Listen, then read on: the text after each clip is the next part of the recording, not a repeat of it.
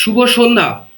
Welcome to job destination. আজকে তোমাদের সাথে তাহলে একেবারে আমি প্রাচীন ভারতের ইতিহাস থেকে শুরু করি, তাই না?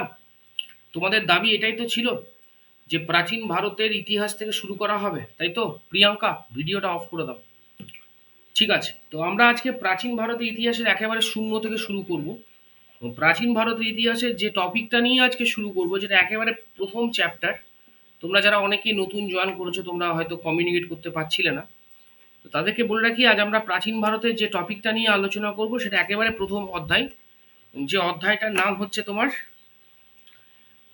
প্রাগৈতিহাসিক যুগের ভারতবর্ষ বা prehistoric culture in India. তো prehistoric culture in India এটা নিয়ে যদি আমরা আলোচনা করতে যাই মাই ডিয়ার স্টুডেন্টস, তাহলে একটা বিষয়ের কথা আমরা বলতে পারি যে প্রাগৈতিহাসিক যুগ বলতে কোন যুগটাকে বলা হয়। তো বেসিক্যালি মনে রাখবে, যে যুগে মানুষ লিখতে জানতো না, আমি আবারও বলছি, যে যুগে মানুষ লিখতে জানতো না এবং মানুষের কোনো লিখিত উপাদান এখনো অবধি পাঠোদ্ধার করা সম্ভবপর হয়নি, সেই যুগটাকে কিন্তু বলা হতো প্রাগৈতিহাসিক যুগ বা প্রি হিস্টোরিক কালচার। এবার ভারতবর্ষে প্রাগৈতিহাসিক যুগ যিনি প্রথম আবিষ্কার করেন তার নামটা হচ্ছে রবার্ট ব্রুস ফুট। তোমরা চাপ নেবে না, যদি মনে হয় লিখতে পারো, না লিখলেও চাপ নেই, আমি ইদ্রিসকে ক্লাসের পর বা আগামীকাল এটার উপর পিডিএফ আমি দিয়ে দেবো। ঠিক আছে? এবার ইদ্রিস ভাই, দয়া করে আমি তোমাকে একটা অনুরোধ করছি, পিডিএফটা যেন সবাই পায় সেই হিসেবে সেই গ্রুপে তুমি পোস্ট করবে। ঠিক আছে? যেন পরে আমাকে শুনতে না হয় যে স্যার আমি পিডিএফ পাইনি। ঠিক আছে, এটা আমি তোমাকে বারবার করে বললাম, এটা কনফার্ম করবে তুমি। তো প্রাগৈতিহাসিক প্রিহিস্টরিক যেটা বলছিলাম, ভারতীয় উপমহাদেশে প্রথম প্রাগৈতিহাসিক যুগের যিনি আবিষ্কর্তা ছিলেন তার নামটা তোমরা প্রত্যেকে মনে রাখবে। তার নাম ছিল রবার্ট ব্রুস ফুট। এবং এই রবার্ট ব্রুস ফুটকে বলা হয়ে থাকে father of Indian pre history বা ভারতীয় প্রাগৈতিহাসিক ইতিহাস চর্চার জনক। এটা প্রত্যেকে মনে রাখবে, পরীক্ষায় দেয়। এন্টায়ার প্রিহিস্টরিক এজকে মানে প্রাগৈতিহাসিক যুগকে আমরা বেসিক্যালি তিনটে ভাগে ভাগ করতে পারি। একটা হচ্ছে প্যালিওলিথিক যুগ। প্যালিওলিথিক যুগ মানে যেটার নাম হলো প্রাচীন প্রস্তর যুগ। তারপর দ্বিতীয় যে ভাগটা ছিল সেটার নাম ছিল তোমার মিডিল প্যালিওলিথিক, সরি তোমার মেসোলিথিক এজ বা যেটাকে আমরা বলতে পারি মধ্যপ্রস্তর যুগ। আর তৃতীয় যে ভাগটা ছিল সেটার নাম ছিল নিওলিথিক যুগ বা আমরা যেটাকে বলতে পারি নব্য প্রস্তর যুগ। তো এটা পরীক্ষায় আসে যে প্রিহিস্টরিক এজকে আমরা কটা ভাগে ভাগ করতে পারি। তো মনে রাখবে, প্রিহিস্টরিক এজকে আমরা তিন ভাগে ভাগ করতে পারি। একটা হচ্ছে প্যালিওলিথিক এজ, একটা হচ্ছে মেসোলিথিক এজ এবং আরেকটা যেটা হচ্ছে সেটা হচ্ছে নিওলিথিক এজ। ঠিক আছে? আচ্ছা, এবার প্যালিওলিথিক এজ। এই যে প্যালিওলিথিক এজ যেটা রয়েছে, এই প্যালিওলিথিক যুগে মানুষের জীবনযাত্রা কেমন ছিল? দেখো, এখান থেকে এই স্পেসিফিক প্রশ্নটাই পড়ে। প্যালিওলিথিক যুগে মানুষের জীবনযাত্রা ছিল, মানুষ ছিল হান্টিং অ্যান্ড গ্যাদারিং। হান্টিং করা মানে কি? মানুষ শিকার করত। আর গ্যাদারিং মানে কি? এক জায়গায় জড়ো হয়ে থাকতো। পুরো প্যালিওলিথিক পিরিয়ডে মানুষ কিন্তু তোমার পুরোপুরি যাযাবর ছিল। যাযাবর ইন দ্য সেন্স বলতে পারো নোম্যাডিক ছিল। মানে মানুষের কোনো স্থায়ী বসতি এই প্যালিওলিথিক যুগে আমরা দেখতে পাচ্ছি না। মানুষের কিন্তু কোনো স্থায়ী বসতি ছিল না। মানে মানুষ ছিল পুরোপুরি নোম্যাডিক। এই নোম্যাডিক শব্দটা মনে রাখবে, NOMADIC। এই নোম্যাডিক শব্দের অর্থ হচ্ছে যাযাবর। কি বললাম, বুঝতে পেরেছো তো? তো প্যালিওলিথিক যুগে মানুষ ছিল সম্পূর্ণভাবে যাযাবর এক শ্রেণীর একটা মানুষ। আর প্যালিওলিথিক যুগের তিনটে ভাগ, মানে প্যালিওলিথিক যুগে আবার তিনটে সাব ক্যাটেগরিতে বিভক্ত করা হয়ে থাকে।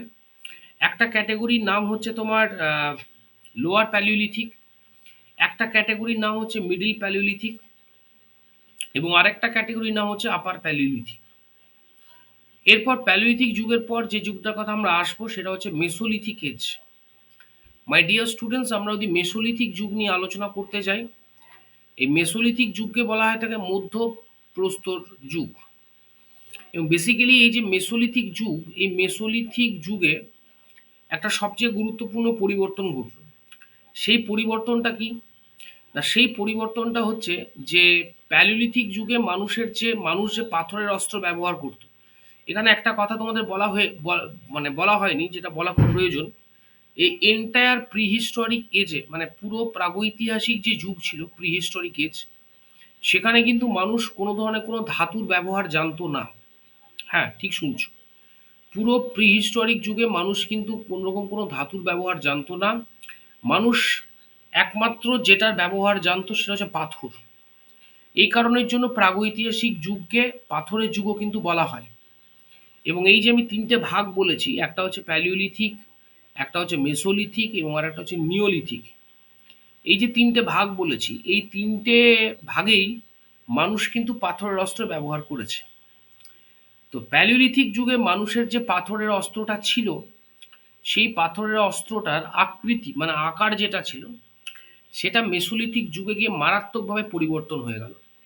মানে প্যালিওলিথিক যুগে মানুষের পাথরের অস্ত্রের যে আকার অত্যন্ত বড় ছিল, মেসোলিথিক যুগে গিয়ে আমরা দেখলাম সে আকৃতির মধ্যে একটা পরিবর্তন আসলো এবং পাথরের অস্ত্রেও তা অনেকটাই ছোট হয়ে গেল এবং এতটাই ছোট হলো তার আয়তনটা বলতে পারো 2 থেকে 5 সেন্টিমিটার। তো এই যে পাথরের অস্ত্রের বলতে পারো প্রযুক্তিগত একটা পরিবর্তন ঘটলো, যেখানে মেসোলিথিক যুগে এত ছোট ছোট পাথরের অস্ত্র মানুষ তৈরি করতে শিখলো, এটাকে বলা হয় থাকে মাইক্রোলিথস। এটা পরীক্ষায় দেয় যে মাইক্রোলিথসের ব্যবহার আমরা কোন পাথরের যুগে দেখতে পাই। মনে রাখবে, মাইক্রোলিথসের ব্যবহার আমরা যে পাথরের যুগে দেখতে পাই সেটা হচ্ছে মেসোলিথিক এজ। মাইক্রোলিথস শব্দটা অর্থ কি বললাম? ক্ষুদ্র পাথরের অস্ত্র। আর মাইক্রোলিথ বানানটা হচ্ছে MICROLITH। মেসোলিথিক যুগে মানুষের জীবনে আরেকটা পরিবর্তন ঘটল।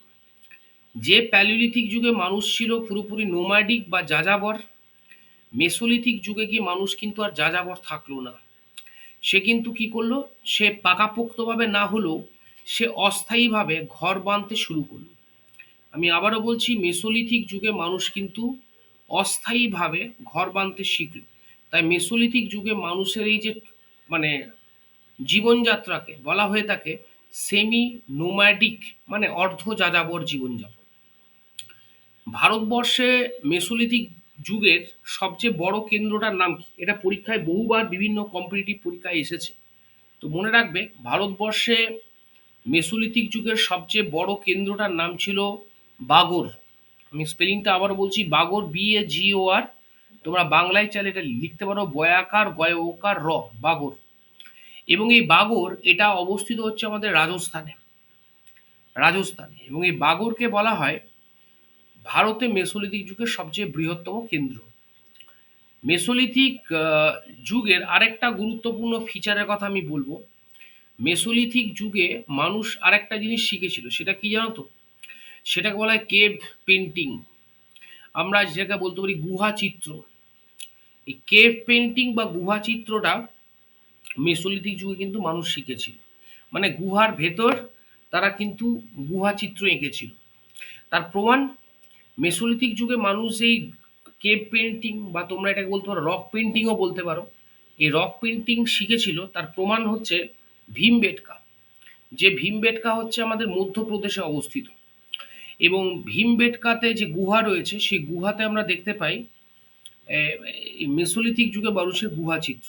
তো এটা মনে রাখবে, ভীমবেটকা একটু আগে একটা সেশন করাচ্ছিলাম, সেখানে কিন্তু এই প্রশ্নটাই এলো ঘুরে ফিরে যে ভীমবেটকা আসলে কোন পাথরের যুগের সঙ্গে সম্পর্কিত। তো মনে রাখবে, ভীমবেটকাতে যে রক পেন্টিং পাওয়া যায় সেটা কিন্তু মেসোলিথিক যুগের সঙ্গে সম্পর্কিত। আর ভীমবেটকা কোথায় অবস্থিত? মধ্যপ্রদেশে, বর্তমানে ভারতের মধ্যপ্রদেশে অবস্থিত। মেসোলিথিক যুগের পর আমরা আরেকটা যুগের কথা বলবো এবং এটা হচ্ছে লাস্ট পাথরের যুগ, তার নাম হচ্ছে নিওলিথিক যুগ। মাই ডিয়ার স্টুডেন্টস, নিওলিথিক যুগে মানুষের জীবনে অনেকগুলো পরিবর্তন ঘটে। নিওলিথিক যুগে কি পরিবর্তন ঘটে? প্রথমত, নিওলিথিক যুগে মানুষ ব্যাপকভাবে আগুনের ব্যবহার করতে শেখে এবং ওই চকমকি পাথর দিয়ে আগুন জ্বালিয়ে বিস্তীর্ণ যে জঙ্গল সেটাকে মানুষ পরিষ্কার করে এবং সেখানে তারা কৃষিকাজ করা শুরু করে। নিওলিথিক যুগে মানুষ আমরা দেখলাম খাদ্য উৎপাদন করতে শিখলো। নিওলিথিক যুগে আমরা দেখলাম মানুষ সেলফ সাফিসিয়েন্ট ভিলেজ ইকোনমি, মানে যেটাকে আমরা বলতে পারি যে স্বয়ংসম্পূর্ণ গ্রামীণ অর্থনীতি, সেটা তারা করতে শিখলো। এবং নিওলিথিক যুগ আমরা দেখলাম মানুষ চাকার ব্যবহার শিখলো। আর নিওলিথিক যুগ আমরা দেখলাম মানুষ হচ্ছে তোমার যেটাকে বলে ওই কি বলে ওটাকে, মৃৎপাত্র, মাটির পাত্র যেটাকে বলে, সে মৃৎপাত্র উৎপাদন করতে শিখলো। তো এই যে নিওলিথিক যুগে মানুষের জীবনে এতগুলো পরিবর্তন ঘটলো, এই পরিবর্তনগুলোকে লক্ষ্য রেখেই গর্ডন চাইল্ড তিনি এই পরিবর্তনগুলোকে বলেছেন নিওলিথিক রেভলিউশন। এই টার্মটা তোমরা মনে রাখবে যে the term Neolithic revolution was coined by hmm. Neolithic বিপ্লব বা নিওলিথিক বিপ্লব এই শব্দটা কে ব্যবহার করেছেন? তো নিওলিথিক বিপ্লব এই শব্দটা যিনি ব্যবহার করেছেন তিনি হচ্ছেন আমাদের গর্ডন চাইল্ড। ঠিক আছে, এটা পরীক্ষায় প্রশ্ন দেয়। একই সঙ্গে আরেকটা জিনিস তোমাদের এখানে মনে রাখা বা নিওলিথিক যুগ থেকে আরেকটা প্রশ্ন তোমরা মনে রাখবে গর্ডন চাইল্ড। আমি আবারও বলছি, তোমরা চাপ নেবে না, আমি যে পিপিটি দেবো, পিডিএফটা দেবো, সেখানে থাকবে এগুলো সবই। নিওলিথিক যুগে ভারতের বেশ কয়েকটা গুরুত্বপূর্ণ কেন্দ্র রয়েছে যে কেন্দ্রগুলো পরীক্ষায় আসে। তার মধ্যে একটা কেন্দ্র তো খুব ইম্পর্টেন্ট, বহুবার বিভিন্ন পরীক্ষায় এসেছে, সেই কেন্দ্রটার নাম হচ্ছে মেহেরগড়। এটা তোমরা প্রত্যেকে মনে রাখবে যে মেহেরগড় হচ্ছে নব্য প্রস্তর যুগের কেন্দ্র। মেহেরগড় কোথায় অবস্থিত? মেহেরগড় বর্তমানে অবস্থিত হচ্ছে পাকিস্তানের বালুচিস্তানে। মেহেরগড়, আমি আবারও বলছি, মেহেরগড় কোথায় অবস্থিত? মেহেরগড় অবস্থিত পাকিস্তানের বালুচিস্তানে। ঠিক আছে, এটা মনে রেখো। এবং মেহেরগড় পাকিস্তানের বালুচিস্তানে তোমার হচ্ছে যে গিরি পাস মানে বোলান পাস যেটা রয়েছে, সেই বোলান পাসের পাশে অবস্থিত। মেহেরগড় থেকে কি যে প্রশ্নটা বারবার করে দেয় যে ভারতীয় উপমহাদেশে সর্বপ্রাচীন কৃষিকাজের নিদর্শন।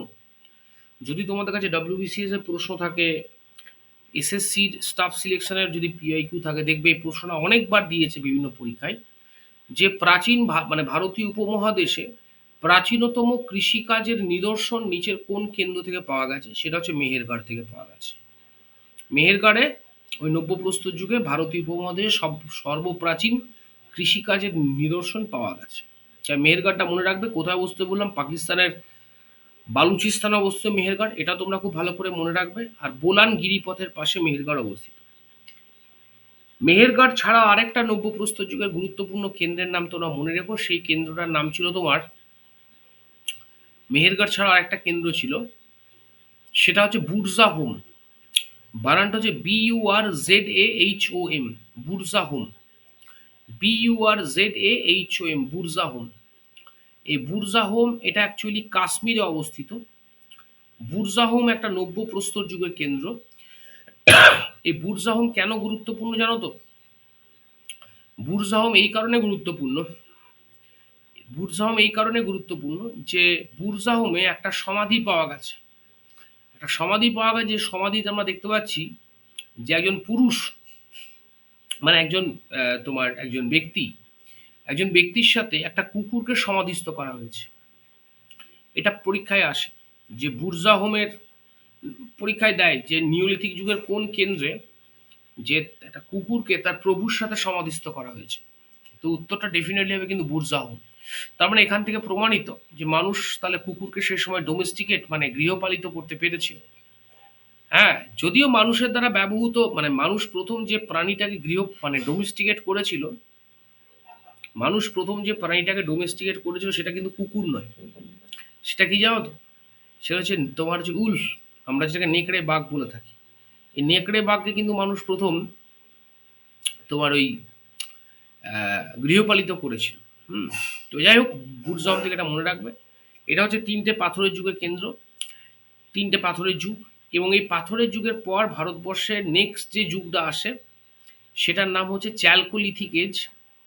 চ্যালকোলিথিক শব্দটার অর্থ হচ্ছে চ্যালকো মানে হচ্ছে তাম্র, আর লিথিক মানে পাথর। তার মানে চ্যালকোলিথিক এজ মানে হচ্ছে তাম্র প্রস্তর যুগ। এটা মনে রেখো তোমরা, তাম্র প্রস্তর যুগ। এবং এটাও মনে রেখো, এই প্রথম মানুষের দ্বারা ব্যবহৃত প্রথম ধাতুটার নাম কি? মানুষের দ্বারা ব্যবহৃত প্রথম ধাতুটার নাম ছিল কিন্তু তামা। এটা পরীক্ষায় দেয় যে মানুষের দ্বারা প্রথম ব্যবহৃত ধাতুর নাম ছিল তামা। আর এই চ্যালকোলিথিক যুগের ভারতবর্ষের সবচেয়ে বড় একটা এক্সাম্পল হচ্ছে আমাদের হরপ্পা সভ্যতা, ইন্দাস ভ্যালি সিভিলাইজেশন। তো এই হরপ্পা সভ্যতার আলোচনা আমরা নেক্সট ক্লাসে করব। এটা হচ্ছে প্রি হিস্টোরিক এজ থেকে আলোচনা।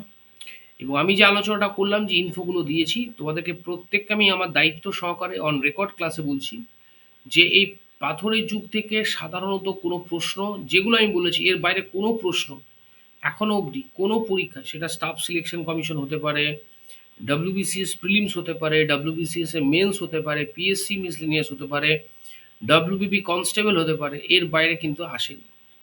তো আমি যে রেকর্ডিং মানে যে ক্লাসটা যে বিষয়গুলো বললাম সেগুলো যদি পারো তো খাতায় লিখে রাখতে পারো। আদারওয়াইজ আমি তো কালকে পিডিএফ দেবো, ইংলিশে পিডিএফ দেবো, যেটা ইদ্রিস একটু উপর থেকে সার্কুলেট করে দেবো। তো আজকের আলোচনা এই পর্যন্ত। এরপর আমরা সেশন যেটা করবো সেখানে একেবারে ইন্দাস ভ্যালি সিভিলাইজেশন নিয়ে আলোচনা করবো, হরপ্পা সভ্যতা, এবং হরপ্পা সভ্যতা থেকে আমরা একদম স্পেসিফিক যেটুকু আমাদের পরীক্ষায় প্রশ্ন আসতে পারে সেই রিলেটেড আমরা কিন্তু পড়াটা করবো। তো এবার যদি তোমাদের কারো কোনো প্রশ্ন থাকে তো তোমরা আমাকে প্রশ্ন জিজ্ঞাসা করতে পারো রিগার্ডিং দ্য টপিক।